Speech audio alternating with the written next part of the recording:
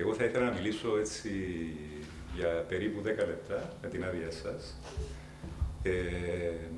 Καταρχάς, να ευχαριστήσω την παρουσία της Αντιδημάρχου, η οποία δηλώνει την αποφασιστικότητα του Δήμου Λευκωσίας να διαδραματίσει έναν καταλυτικό ρόλο στα δρόμενα σε ό,τι αφορά το θέμα της καινοτομίας.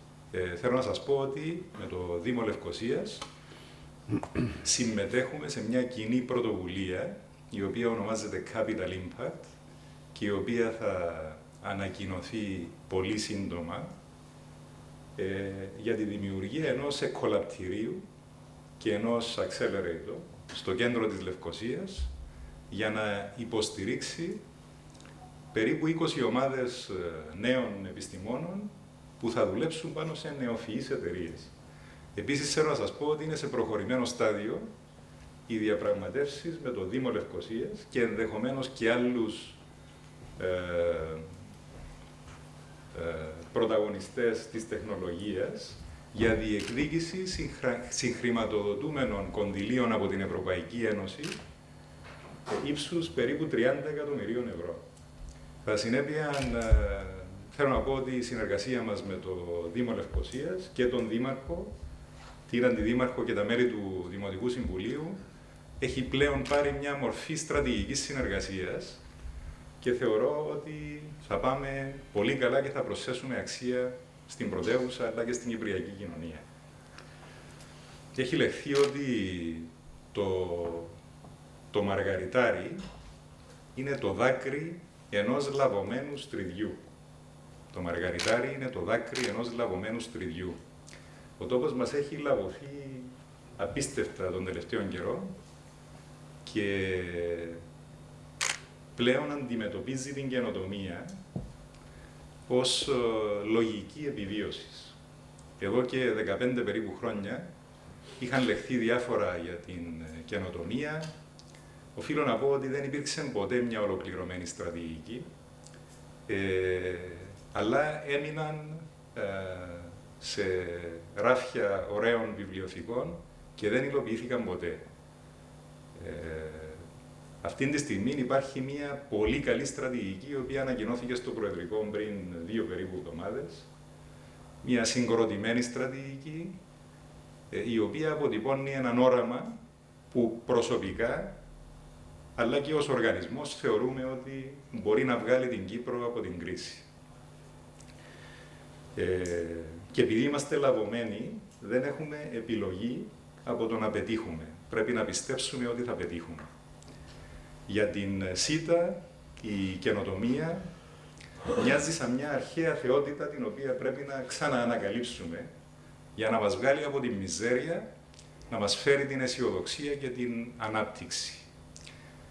Για τη ΣΥΤΑ φυσικά είναι και μια επιλογή η οποία είναι μονόδρομος, δεδομένου ότι τα δεδομένα στις τηλεπικοινωνίες έχουν αλλάξει δραστικά.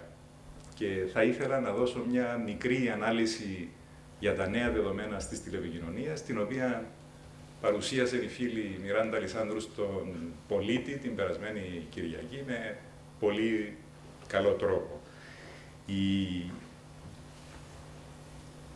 Οι εταιρείες τηλεπικοινωνιών έχουν δεχτεί μια φοβερή επίθεση από τα μέσα κοινωνικής δικτύωσης, από τις εταιρείες τις αμερικάνικες, τις πολυεθνικές,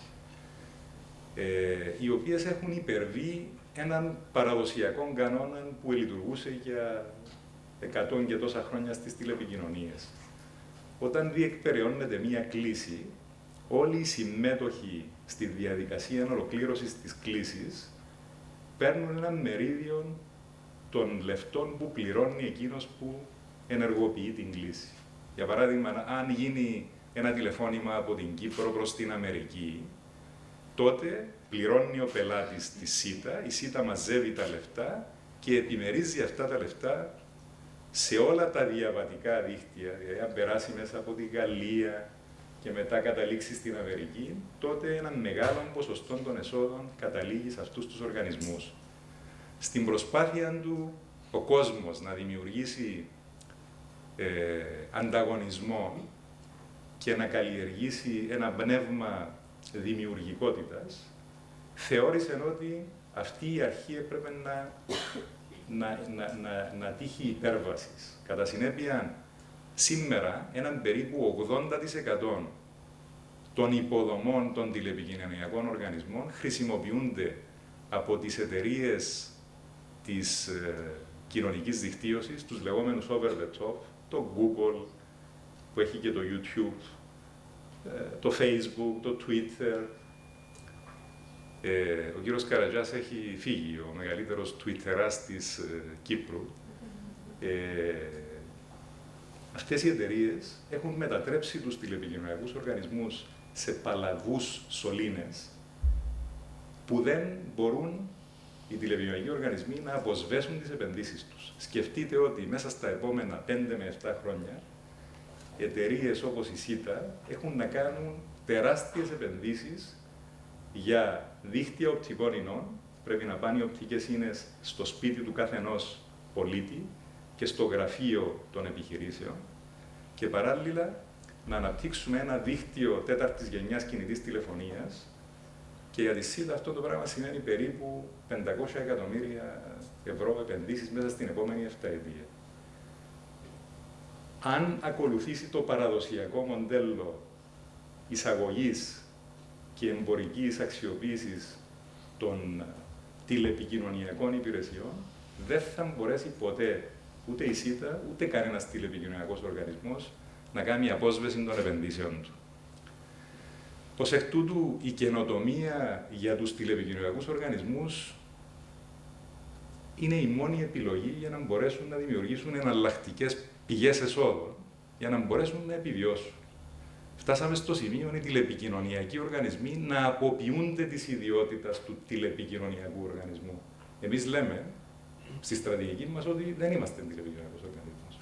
Είμαστε εταιρεία παροχής υπηρεσιών ολοκληρωμένης ηλεκτρονικής επικοινωνίας. Είμαστε εταιρεία IT, η οποία μάλιστα για να μπορέσει να δημιουργήσει μάζα εναλλακτικών πηγών εσόδων, επέλεξε έναν άλλο μοντέλο ανάπτυξης. Και το μοντέλο αυτών ανάπτυξης είναι η εισαγωγή νέων υπηρεσιών, οι οποίες είναι πέραν των καθαρά τηλεπικοινωνιακών υπηρεσιών.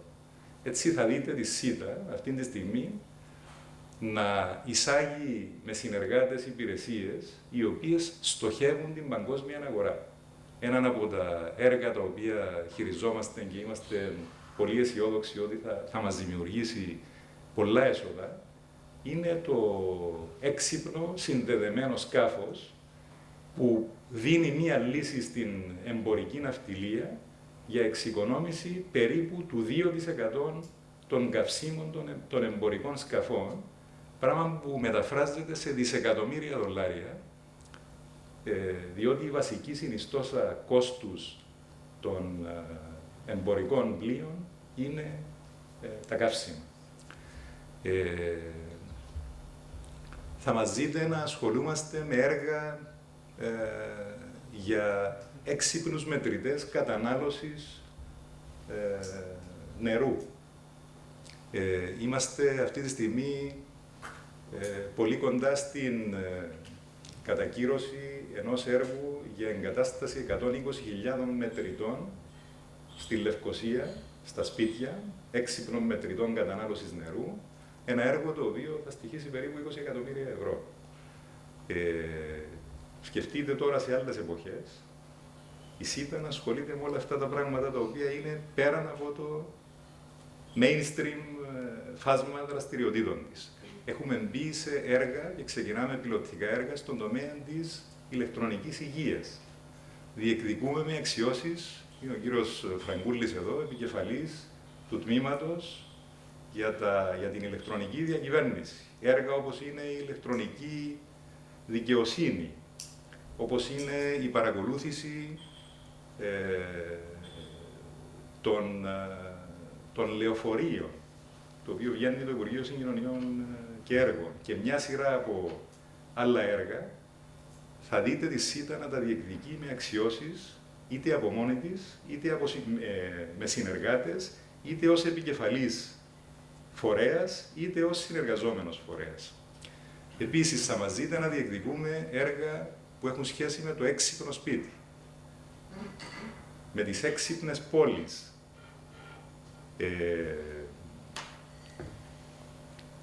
Υπάρχει όμως ένα πρόβλημα, ότι ο ρυθμός με τον οποίο οι τηλεπικοινωνιακοί οργανισμοί χάνουν έσοδα είναι πολύ μεγαλύτερος από τα εναλλακτικά έσοδα τα οποία θα φέρουν οι νέες αυτές υπηρεσίες πέραν των τηλεπικοινωνιών. Κατά συνέπεια, ήμασταν προς αναζήτηση ενός καινούριου μοντέλου ανάπτυξης. Ενός καινούριου μοντέλου ανάπτυξης, το οποίο είναι το μοντέλο ανάπτυξης του Ισραήλ. Και επιτρέψτε μου να σας πω ποιον είναι αυτόν το διαφορετικό μοντέλο, το οποίο εφαρμόζει με μεγάλη επιτυχία το Ισραήλ τα τελευταία 30 χρόνια, 2 σταλιές τόπος μακριά μας, και δυστυχώς δεν είχαμε την ευαισθησία να αντλήσουμε από τις εμπειρίες αυτού του απίστευτου πετυχημένου παραδείγματος. Μέχρι σήμερα η καινοτομία εξαντλείται στο να κάνω ιδεοπαραγωγή, το λεγόμενο brainstorming, να καταλήξω σε κάποια προϊόντα, να κάνω αρχική επένδυση, να τα εισάγω, και οι τηλεπικοινωνιακοί οργανισμοί κάνουν περίπου 3 χρόνια για να εισάγουν αυτά τα προϊόντα, και μετά θέλω περίπου 3 με 4 χρόνια για να κάνω απόσβεση της επένδυσης μου. Λοιπόν, εμείς υπερβαίνουμε αυτόν το μοντέλο και τώρα κάνουμε συνεργασίες, οπότε εισάγουμε υπηρεσίες από την αρχή και επίσης εισάγουμε καινούργια επιχειρηματικά μοντέλα με την έννοια του ότι κάνουμε διαμοιρασμό εσόδων. Δηλαδή, αν η ΣΥΤΑ εισάγει μια υπηρεσία, δεν βγάζει λεφτά από την τσέπη της, βάζει το όνομα της και τις δεξιότητες της και όταν έρθουν τα έσοδα αφού πουληθεί η υπηρεσία, τότε μοιράζουμε μαζί με τον συνεργάτη μας. Το μοντέλο ανάπτυξης του Ισραήλ όμως είναι κάτι το διαφορετικό. Δημιουργείται πλούτος και αξία στη χώρα μέσα από την πώληση καινοτόμων ιδεών. Γιατί στο Ισραήλ καθημερινά νέοι άνθρωποι των 23 και των 25 ετών κατεβάζουν ιδέες οι οποίες δεν καταλήγουν ποτέ σε προϊόν και τις οποίες πολλούν σε αμερικάνικες πολυεθνικές εταιρείες και φέρνουν καθημερινά για κάθε ιδέα περίπου 150 εκατομμύρια δολάρια. 150 εκατομμύρια δολάρια. Λοιπόν, σκεφτείτε ότι στην Κύπρο δεν είμαστε συνηθισμένοι σε αυτόν το μοντέλο, ιδιαίτερα εταιρείες του ευρύτερου δημόσιου τομέα, οι οποίες έχουν βεβαρημένο ιστορικό, να επενδύουν και μάλιστα πολλές από τις επενδύσεις θα χάνουν, διότι δεν θα ευδοκιμούν. Άρα έπρεπε να πείσουμε ότι αυτόν το μοντέλο ανάπτυξης είναι μια ευκαιρία τόσο για τον τόπο όσο και για τη ΣΥΤ. Νομίζω ότι καταφέραμε και αποτυπώσαμε έναν όραμα το οποίο έχει εμπνεύσει και το Διοικητικό μας Συμβούλιο και τη Γενική μας Διεύθυνση. Έχουμε δημιουργήσει ανθρώπους οι οποίοι εργάζονται με πάθος, με ήθος και φιλότιμο και θα δείτε πολύ σύντομα μια διαφορετική ΣΥΤ. Θα δείτε πολύ σύντομα μια διαφορετική ΣΥΤ.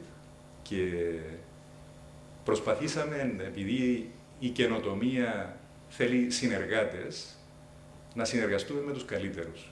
Θεωρούμε ότι η στρατηγική συνεργασία με τους συνεργάτες οι οποίοι κάθονται σε αυτό το τραπέζι θα δώσει τη δυνατότητα να βοηθήσουμε νέους ανθρώπους, να οικοδομήσουμε έναν οικοσύστημα το οποίο θα διασφαλίζει ποιοτικές ιδέες, οι οποίες θα τη χάνουν προσοχής από είτε την ευρωπαϊκή, είτε την κρατική, είτε την ιδιωτική επιχειρηματική πρωτοβουλία, οι οποίες θα ευδοκιμήσουν και θα πετύχουν. Θέλω να κλείσω με τον τρόπο που έχω αρχίσει για το Μαργαριτάρι, με ένα στίχο του Ελίτη. Ο Ελίτης είπε ότι κατά το στρίδι και το μαργαριτάρι του. Δηλαδή, ανάλογα κάνει το δάκρυ ενός λαβωμένου στριδιού, οδηγεί στο να γίνει ένα μαργαριτάρι. Αλλά ανάλογα με το στρίδι, είναι και η ποιότητα του μαργαριταριού. Εμείς έχουμε τους καλύτερους συνεργάτες και θεωρώ ότι θα κάνουμε και τα καλύτερα μαργαριτάρια και θα προσθέσουμε αξία στην κυπριακή κοινωνία. Η ΣΥΤΑ θα διαδραματίσει ουσιαστικό ρόλο στην οικοδόμηση του οικοσυστήματος καινοτομίας στην Κύπρο. Σας ευχαριστώ. Ένα μικρό κοριτσάκι κατά τη διάρκεια της βραδινής προσευχής παρακαλεί τον Θεό να την κάνει να αντιληφθεί ποια είναι η διαφορά μεταξύ κόλασης και παραδείσου. Το μωρό κοιμάται και ξαφνικά βρίσκεται στους ουρανούς μαζί με τον Θεό και περπατάνε σε έναν διάδρομο. Ο Θεός ανοίγει μία πόρτα και βρίσκονται ενώπιον ενός τεράστιου δωματίου με ένα μεγάλο τραπέζι, πολλά πρόσωπα τα οποία κάθονται περιμετρικά και κάνει εντύπωση στο κοριτσάκι, διότι τα πρόσωπα αυτά έχουν δεμένα πάνω τους μεγάλα κουτάλια που εκτείνονται από το άνω μέρος του βραχίωνα με τρόπο που δεν μπορούν να καυθούν. Βλέπει παντού φαγητά, αλλά οι άνθρωποι είναι χλωμοί, αποστεωμένοι, κατηφείς. Κλείνει η πόρτα και λέει ο Θεός, εδώ είναι η κόλαση. Προχωρούν παρακάτω, ανοίγει μια άλλη πόρτα και βρίσκονται ενώπιον ακριβώς της ίδιας εικόνας. Εκεί όμως οι άνθρωποι είναι χαρούμενοι, προβαλοί, ευτυχείς. Και λέει ο Θεός, αυτός είναι ο παράδεισος. Λέει το κοριτσάκι, λυπούμε Θεέ μου, αλλά δεν κατάλαβα ποια είναι η διαφορά. Και λέει ο Θεός, αγάπη μου, η διαφορά είναι ότι στο πρώτο δωμάτιο ο κόσμος εξαντλείται στην επικράτεια του καθενός ξεχωριστά. Ενώ στο δεύτερο ταΐζει ο ένας τον άλλο. Λοιπόν, αξία προστίθεται στην κοινωνία μόνο με τη συνεργασία. Δεν μπορούμε να κάνουμε τίποτε μόνοι μας. Και επειδή τα τελευταία 2 χρόνια η ΣΥΤΑ έχει δεχθεί μια απίστευτη επίθεση, όπως και άλλοι τηλεπικοινωνικοί οργανισμοί, από τις εταιρείες κοινωνικής δικτύωσης, έχει εμφανιστεί το φαινόμενο να χάνουμε περίπου 12% των εσόδων μας κάθε χρόνο. Το ίδιο συμβαίνει και με την Τελεφώνικα της Ισπανίας και πολλές άλλες εταιρείες. Η μόνη δυνατότητα σε τηλεπικοινωνικούς οργανισμούς να μπορέσουν να επιβιώσουν στο νέο περιβάλλον προσφέρεται μέσα από την καινοτομία. Και έτσι θα δείτε ότι η ΣΥΤΑ έχει επιλέξει 2 επιχειρηματικά μοντέλα ανάπτυξης για δημιουργία εναλλακτικών πηγών εσόδων. Το πρώτο μοντέλο ανάπτυξης αφορά την εισαγωγή μιας πληθώρας από υπηρεσίες στον τομέα της ηλεκτρονικής υγείας καλή ώρα όπως σήμερα, στον τομέα της ναυτιλίας, στον τομέα της ηλεκτρονικής διακυβέρνησης, των ηλεκτρονικών πληρωμών, στις υπηρεσίες υπολογιστικού νέφους, σε ηλεκτρονικές υπογραφές, σε υπηρεσίες έξυπνου σπιτιού, οικολογικών έξυπνων πόλεων κλπ. Θέλω να σας πω ότι αυτή τη στιγμή η ΣΥΤΑ, σε συνεργασία με την Ericsson, πουλά σε όλον τον κόσμο λύσεις για εξοικονόμηση καυσίμων στην εμπορική ναυτιλία.